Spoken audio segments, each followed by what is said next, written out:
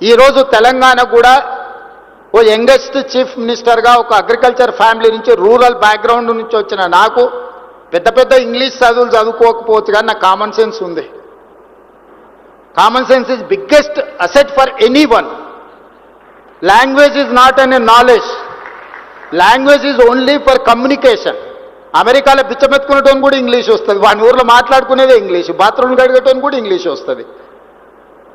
జపాన్కి జర్మన్కి English వచ్చా, వాళ్ళకి చైనాకి ఇంగ్లీష్ వచ్చా? ప్రపంచ దేశాలను చైనా జపాన్ జర్మన్ శాసిస్తుంది కదా, ఎంతమందికి ఇంగ్లీష్ వచ్చా? దేశంలో పరీక్ష పెట్టుండ్రి. తెలివితేటలకు చిత్తశుద్ధికి భాషకు సంబంధం లేదు. భాష వచ్చిన వాళ్ళందరూ విమానాలు నడుపుతలేరు, భాష వచ్చిన వాళ్ళందరూ రాకెట్లు తయారు చేస్తలేరు. భాష వచ్చిన వాళ్ళు బట్టల షాప్లో బట్టలు అమ్ముతారు, బాత్రూమ్లు కడిగేటోళ్ళు కూడా ఉన్నారు భాష వచ్చిన వాళ్ళు. అదేం పెద్ద విద్య అని నేను అనుకోవడం లేదు. మంచిదే ఒక అడిషనల్ క్వాలిఫికేషన్. కొందరికి సాంస్క్రిట్ వచ్చు, కొందరికి జర్మన్ వచ్చు, కొందరికి అదర్ లాంగ్వేజ్, అడిషనల్ క్వాలిఫికేషన్ అది. I do appreciate.